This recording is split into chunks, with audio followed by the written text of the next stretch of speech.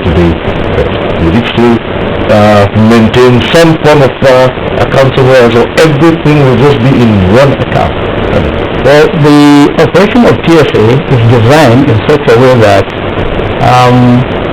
the MDAs, as instructed in the circular, will give all their receipts into TSA, but then there are sub-accounts linked to the TSA where they can utilize their monies based on their budget. So the annual budget here is key.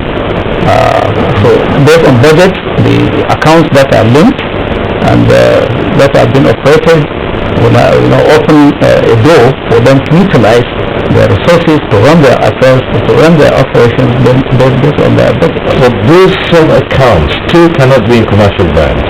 The sub-accounts cannot be in commercial banks. Cannot be. They are with CBN. The TSA is domiciled with CBN. Okay, yes, bro. Yeah, there are many stages to fortune. Much as this is, agreed, is a big way forward. It's still subject to technology.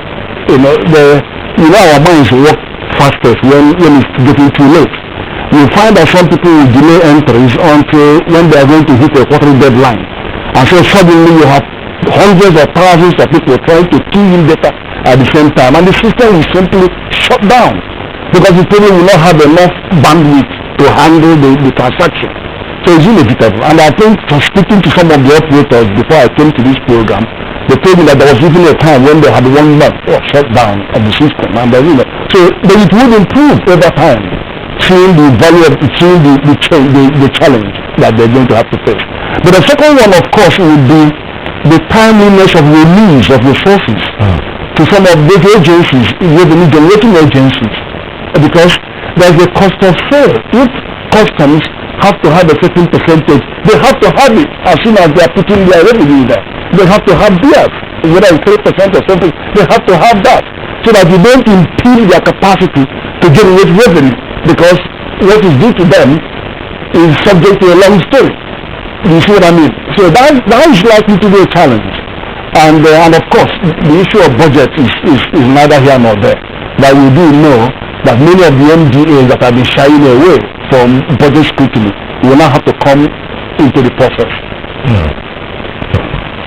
Interesting. But again, one would ask that if the system is so beneficial, the Accountant General said it started partially in 2012 with some 93 MDAs. The question would be, why did it take so long to do what is beneficial to the system? Yes. Why did it take so long? That was because it provided opportunity for things to be done on the sand. Because I'm wondering, is it that when you had this multiple, is it that there was some kind of advantage when you had multiple accounts? Or there was no incentive at that time. Okay. Yes, I think that I think we must bring in a lot of credit to the new administration and their policy focus against corruption and their body language, and everybody is reading it correctly. Of course, this new policy is aimed at targeting and fighting corruption at the roots. Because once we can get it right, I think we would have eliminated or minimized corruption in the public service significantly. And of course, right now you have a number of agencies of government complaining about the difficulty because of the nature of services they render, access to money, bureaucracy, and all that. I want to make a categorical statement that, whatsoever challenge there may be, there is none that is a justification not, to either abrogate, delay this policy. It is good, like you said, it is a game changer.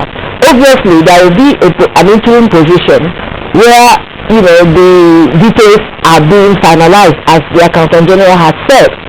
And one of the major advantages that everybody, when we are talking about national budget, let national budget be national budget, where everybody, all the institutions of government come under appropriation, come under scrutiny based on the structure that is set up through the National Assembly and through the Constitution, so that, because we have said it all the time, there have been all these agencies like NNPC and others, and there have even been agencies that by law they are created to generate money and spend their own money, like NINASA and others. I don't know. Well, those arrangements were for yesterday. For today, we want more accountability. We want more transparency in government accounting. And these things are not strange, because that is how the private sector runs. That is how the private sector runs. The private sector does not, you consolidate your revenue. You don't mix it up and you don't put money in a revenue account and withdraw it, because you must have a global view. You must know what your gross revenue is. Otherwise you can't plan. So really, it is a step in the right direction, and whatever hitches that may exist now will be addressed. I'm sure it is part of the policy reviews that is currently ongoing. I'm sure the AG will tell us more about it. I also think it's going to put a lot of pressure on the central bank and then the Accountant General Office to make sure that those efficiencies, based on the fears that people are talking about, they should make sure that they have efficient working arrangements within their system to make sure that all those agencies, like he mentioned, the customs, being able to get whatever is due to them as an incentive to make sure that they work effectively. So if, for example, there's going to be an overload, we can also still program these agencies and give them timelines to when they will be able to bring in their data and their information, so that there will be no haphazard arrangement. Right, that's the key to what we talked about, because we had people sending opinions to say they are expected there will be some pressure on the Central Bank of Nigeria. We did invite the CBN to come on this program, feeling that they would be the custodians of this fund, but the Central Bank declined, and they didn't think that they had anything to talk about here, or they didn't think that they were key to this discussion, because now we're talking about a pressure that might build, seeing that everyone would try to key in there, and like Professor Ife said earlier, there might be genuine fears about some of those agencies getting what is due to them in order to run properly. And well, yes, you might say these are initial challenges which might ease out, but they are genuine fears really, and they're likely to impact on the run of the state, won't they? Yeah. Thank you. Let me give a little clarification on the workings. Still, a taxpayer, somebody making payment to an agency or MDA, cannot go straight to CBN to transact such a business. What he needs to do is to go to a commercial bank. Now, the workings of the TSA is designed in such a way that such accounts with commercial banks are linked to TSA at CBN, and at the end of the day, every day, such balances are swept into the TSA. So it's still the fear of an ordinary, business person, somebody transacting business with an agency making payment of taxes and so on, revenues, cannot, it's not,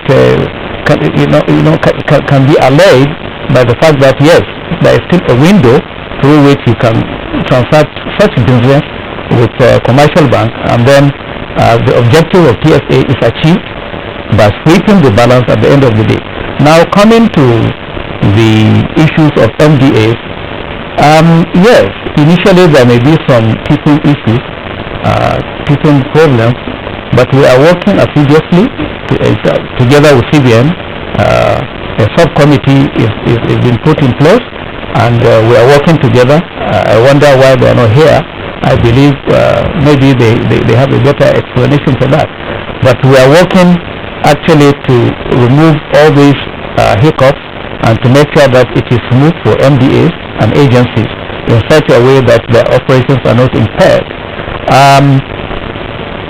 Windows are created through sub-accounts for them to utilize their resources within their budget, still within the ambit of TFA. And that is much I can say on that. All right, now come back to the issue of these funds that will now leave the commercial banks and go to the central bank. And some said, well, it's likely to affect the banks themselves because so far they have been the custodians of huge government resources, and taking that away suddenly is likely to affect them. What do you think? Yes, of course it will affect them, but then it will bring discipline in the system. It will positively impact on Naira exchange rate, because you know what these banks do, what they do, the so-called round tripping they do on foreign exchange and all that. They trade with government funding. As has already been said, bankers will have to now become ingenious and actually do banking. They will have to create innovative products that will generate income for them without declaring supernormal profits that hitherto had been the case in Nigerian banking industry. So really, like we said, anyhow you look at it, it is a good thing.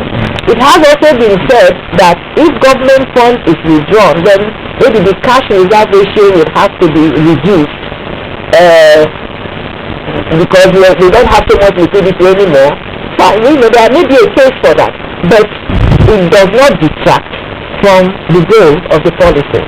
The lines are open already, and our first caller calling in from Sokoto, Atahiru. Atahiru, if you would also go ahead with a question or comment.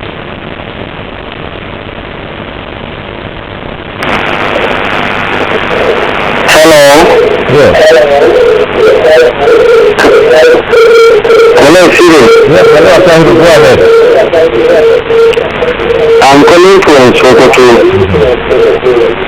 As I had your discussion about the government treasury.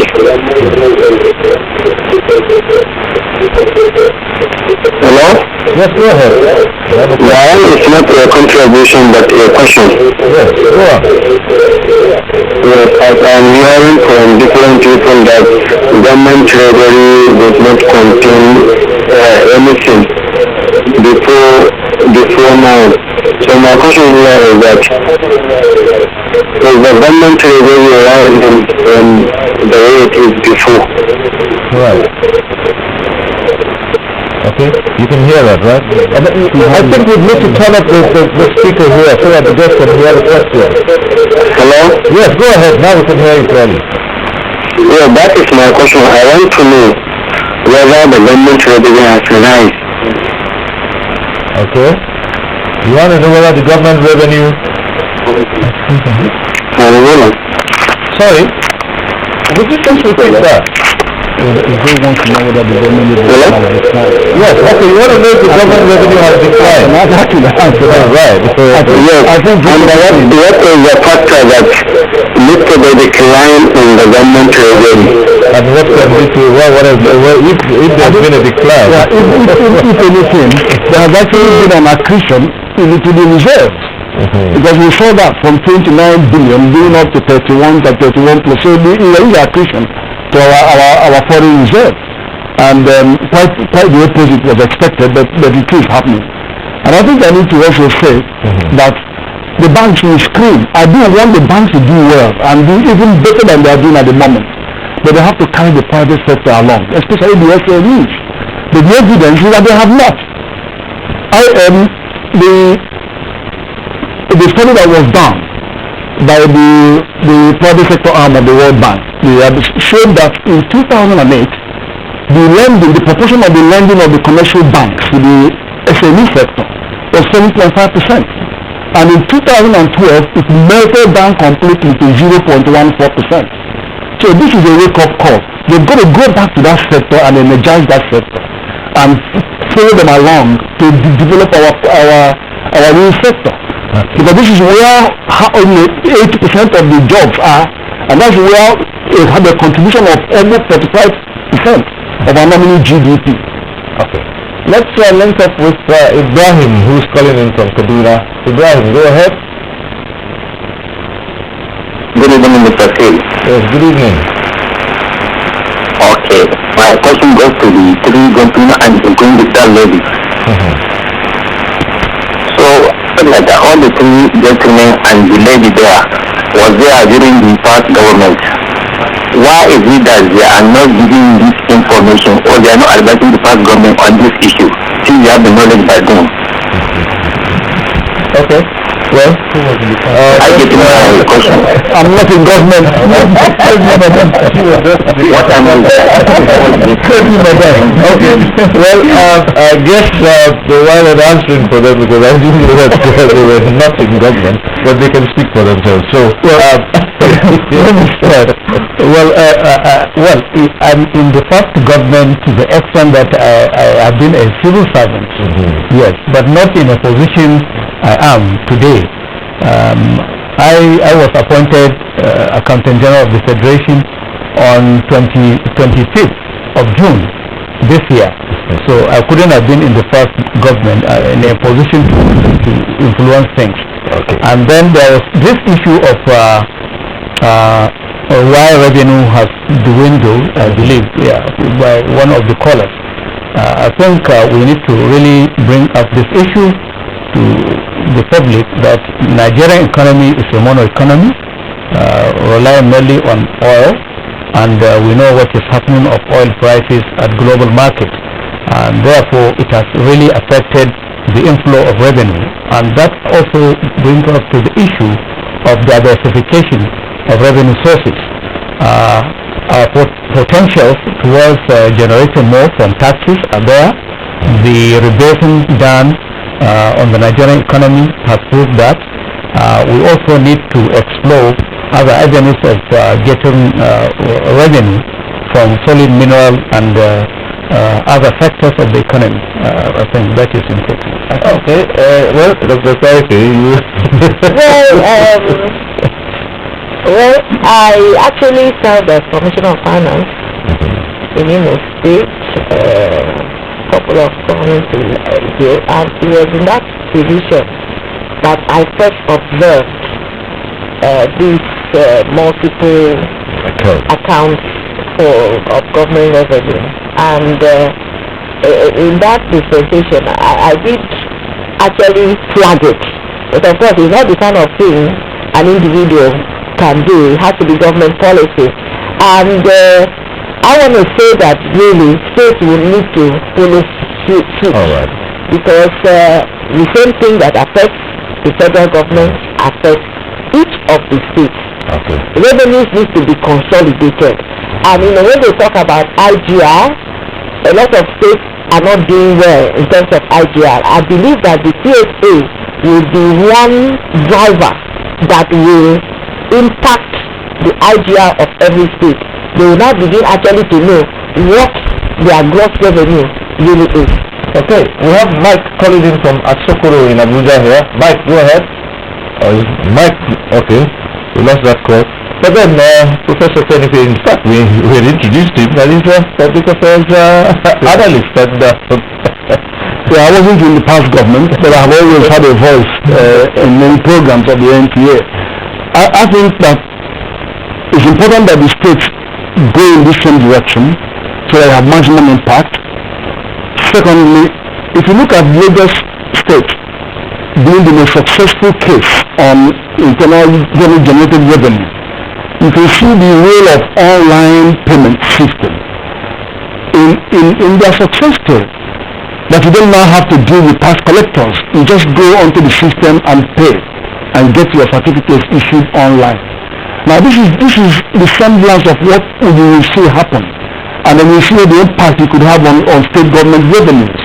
And many of the states can do better than is being reported at the moment, and Lagos earns about 70% of what they get from federal government, from internally generated revenue, and many times far away from other states that come second and third.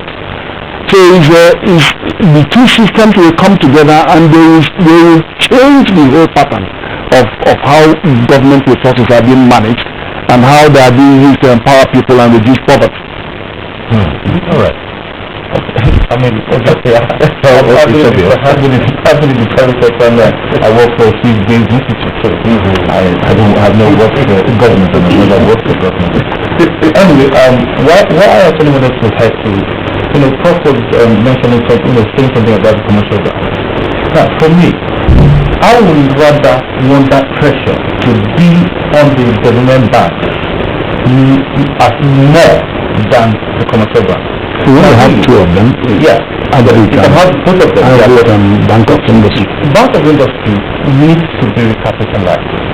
You need to have more effective financing system. Innovative. I would always continue to use that word. Now, there's something we don't have here, and there's nowhere on earth that we can grow our SMEs without that, which is venture capital. Until you have a venture capital system that is working, you cannot. I'll give you a very simple example. The young man who created Facebook in the United States, if he carried that Facebook to Nigeria, let's say he created it from his school in Nigeria, if he went to a bank, there's a security man that will drive him out of that place. So it is only a venture capitalist that will listen to you and then see the reason or see the sense in what you're talking about. And then again, coming to the second issue, if I put to borrow money now from, let's say, Bank of Industry, I must have at least 20-30% of that money where would a small young SME, a driver get that kind of money? Let's go ahead with the question of comment. Hello. Hello, sir. Yes. Yeah, please, my question is simple, sir. I want to ask that I was feeling that the plan will affect SMEs. How will it affect SMEs? Okay. Yeah. Now let me tell you how it will affect SMEs. The banks are going to jump up and down. Okay, yes. And You have a second. Second question. Yes.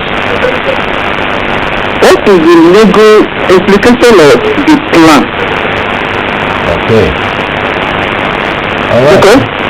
Yeah. Every policy by federal government must be very, very assessed.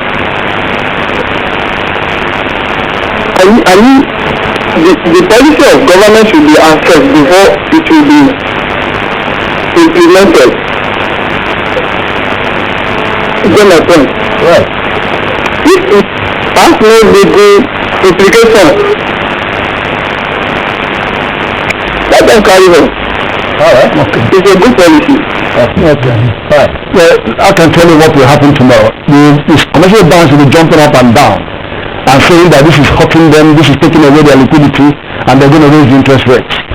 But in sympathy with the commercial banks, a lot of things are hitting them at the same time.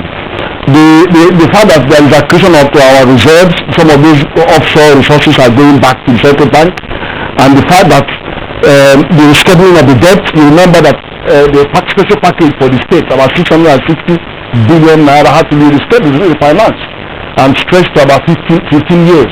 So for some of the banks, they would say, look, that's going to affect our cash flow because they plan to get this money early. There is now going to wait for another 15 years. So, and then on top of that, you have the government resources going back. The government resources belong to government. There's no legal implication. It's in 1999 constitution. But what they would say is that because we have cash squeeze, we're going to raise interest rates.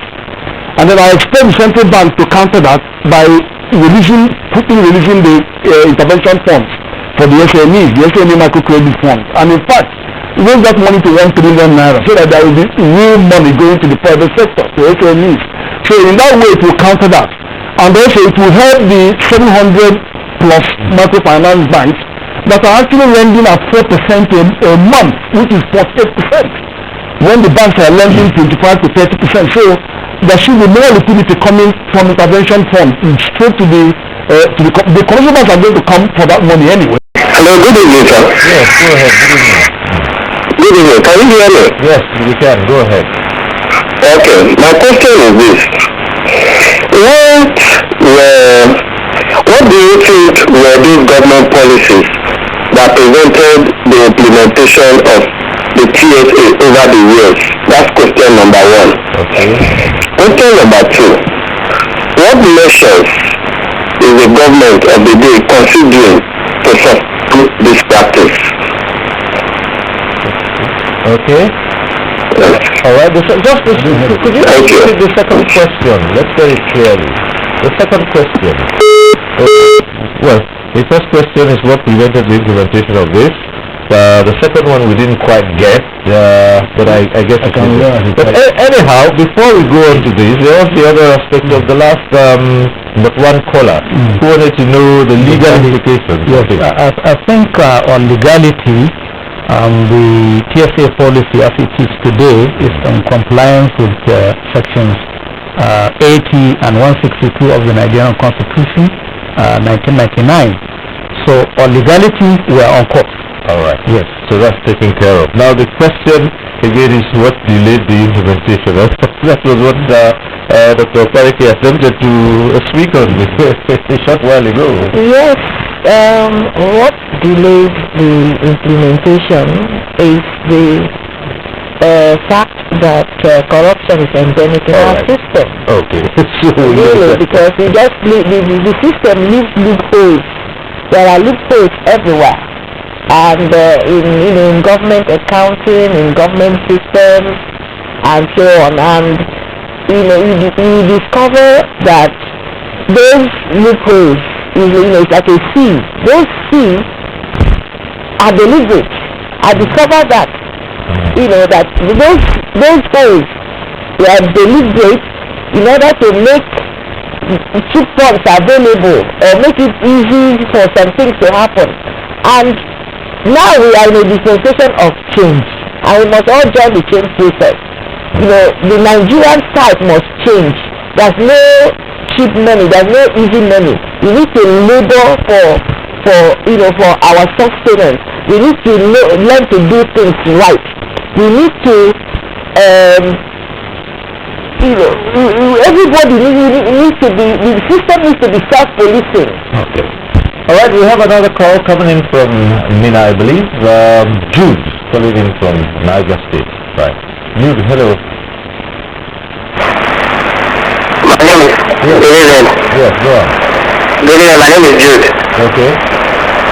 Please, I want to say that the TSA is a good idea. But my question number one is, what happened if the TSA did not work the way we hope it to work? That's question number one. And question number two is, can this TSA be done at state level? Can we manage this TSA at state level? Okay. And my fourth question is that, what happens to the private sector if we don't carry them along? Okay. I think the government needs to step along because they also contribute the majority, the big amount of the stress we are in this country. And also, one of our problems in this country is that we don't keep data. We only create data, but we don't keep it. How does the government intend to keep data for the DS and TSA? Thank you. Thank you. Right, perhaps we will start with you on that. He says, suppose it does not work. The way we want it to work. No, it has to just work because the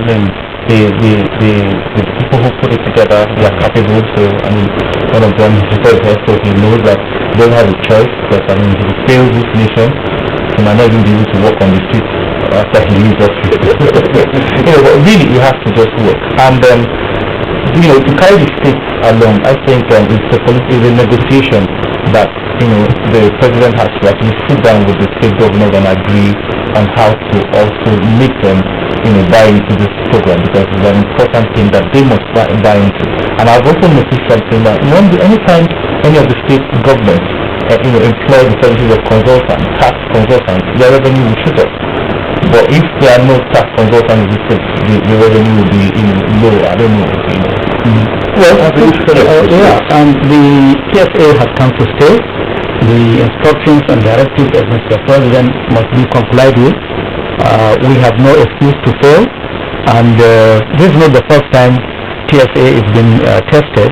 We started, like I said, right from the beginning of the program in 2012, and we are now just bringing it to a higher level So the question of failure should be ruled out, and we will succeed. Okay. And not only that, talking about states, yes, some states have already adopted TSA. I know of Kaduna State, and some other states, even Kano is about to key in. So states are also on board.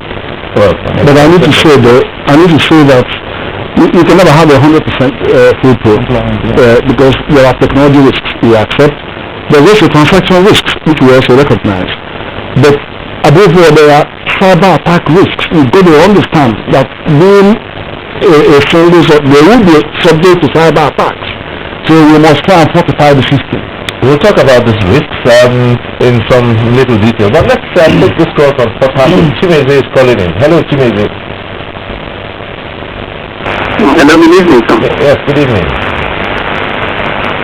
Hello, good evening. Yes, go ahead, Chimeze. Okay, my question is, from the explanation I'm getting from the studio, if I got it right, from 2012, at least the inception of the policy, we are made to understand that about 60-something agencies were used as pilot agencies for the policy. 93. And from the look of things, we have actually not been told of any gain. Is it that the limit of its implementation actually affected the supposed gain from that policy, or there were actually no true arrangement to make sure that what it was actually made for were bringing home? Those are my questions. Okay, thank you. I must give this further clarification. We started with 93 MDAs. As of today, on the aspect of payments, we have 705 as of today. That is excluding what we will bring on board based on this new policy. So as of today, we have 705 agencies, MDAs. Now, maybe you want me to go a little further. Yeah, because you said payments. You used the word which is key here, payment. The last caller was trying to find out if there were any benefits from those who keyed in 2012. Yeah, I read in the papers. If we had anything about any success rate there. Yeah, I read in the papers and on confirmed report that there was a savings of up to 500 billion naira. I read that in several papers last week. But of course, I don't know whether it's the vendor of the technology that is making that up. Well, I read that there is a saving, but unconfirmed, of 500 billion naira as a result of pulling which doesn't surprise me. Alright, so in addition to that, is there any difference between what you started, the pilot you started in 2012 and what obtains now? Because you use the term payment. Is there a difference? And yes, what is the difference? Actually the program or the project was started and was designed to be implemented in phases. Okay. The payment first, and then the revenue. Early this year, for the MDAs, within the fold of federal government, we introduced the revenue collection, and it is to do with PSA, aspect of revenue collection, just for MDAs. Now we are talking of federation. All agencies, not just ministries and agencies that produce IGR, but all agencies that produce revenue for the federation are now being brought on board. So that makes it larger and wider. But for agencies, ministries under the auspices of the federal government that make their contributions of revenue into CRF, we started early this year, and there are some success we have recorded in that direction, and we are on course. Okay, there is a basic question here that's been tweeted in by Husseini, and this is what many people would say.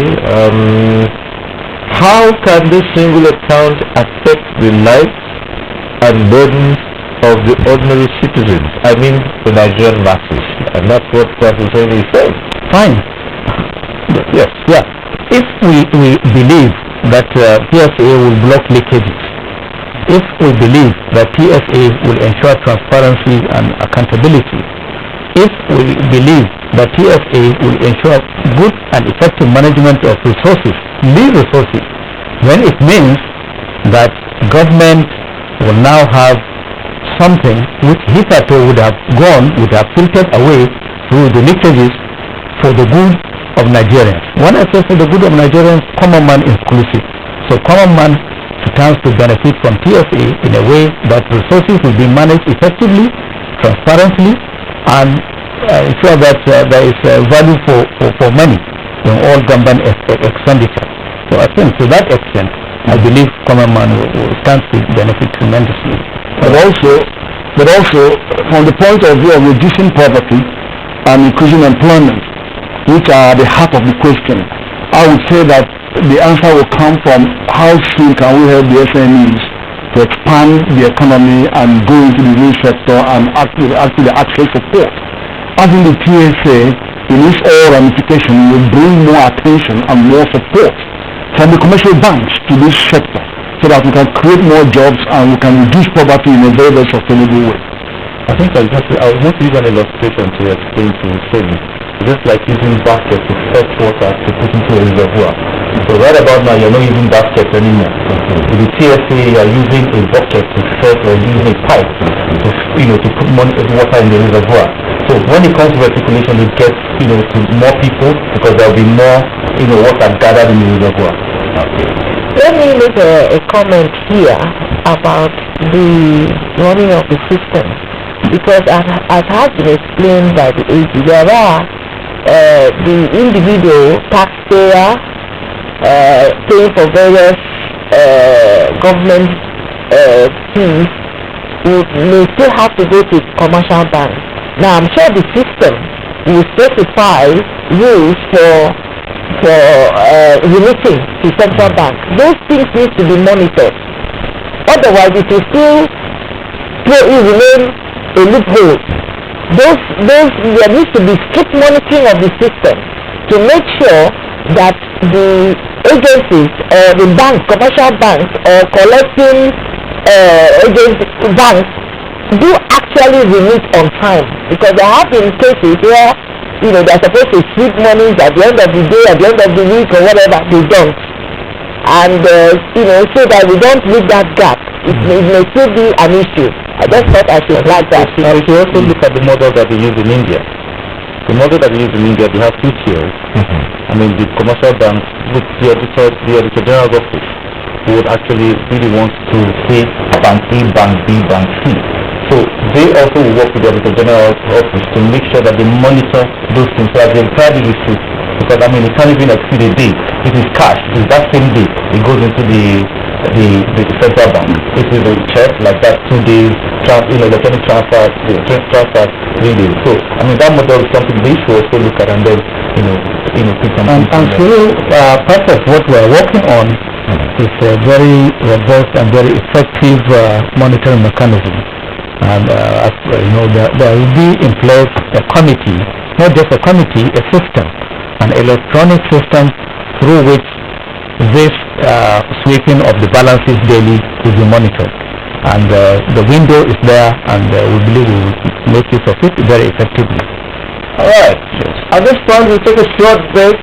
When we return, we'll consider the risks, if any, especially as we're going to be now relying heavily on an electronic system, and how prone will this system be to all kinds of attacks. So stay with us on NT Tuesday Live. We'll be back shortly. The struggle for independence had been a long and tough one. Our founding fathers and compatriots sacrificed their comfort and even shed their blood. We cannot at this point in history afford to spirit away their sacrifices for immediate but temporary gains of relief. Let us emphasize what unites and not what divides us. Working for the unity of purpose with a stronger vision for a better tomorrow. NTA, growing with the nation. No matter where you come from, no matter your religion, we are one, let's live together. Let's not fight with each other, let us live apart. It doesn't matter where you come from, the fight for religion.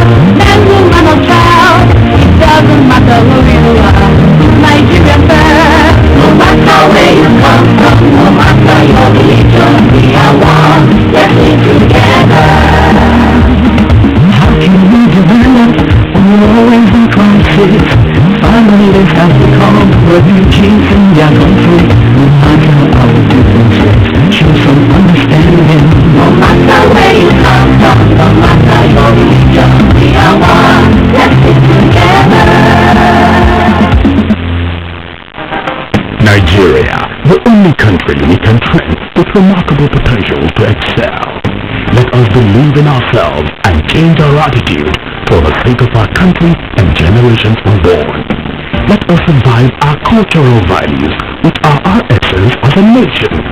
Let us renew the spirit of patriotism and hope in our dear country. Do not take or give bribe. Be punctual always. No more African time.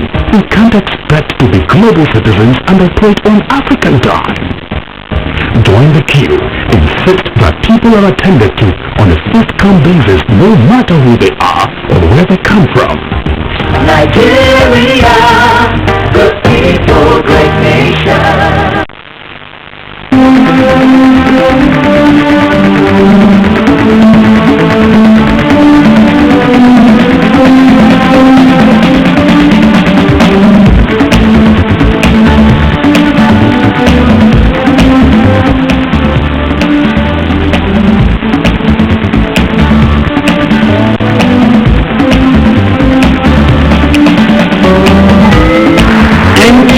Tuesday Live, a network issue-oriented innovation talk show.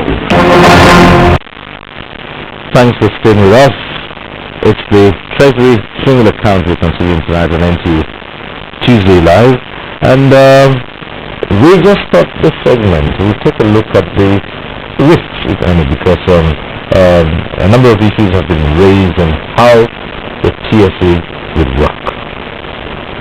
Are there risks that we should worry about? Accountant General. Well, we are talking of technology, and we know, obviously, even in advanced economies, technologies have been subjected to attacks, cyber attacks, and so on. But at our own level, as drivers of the policy, the Office of Accountant General of the Federation, and working in collaboration with the CBN, we ensure and we are making sure that the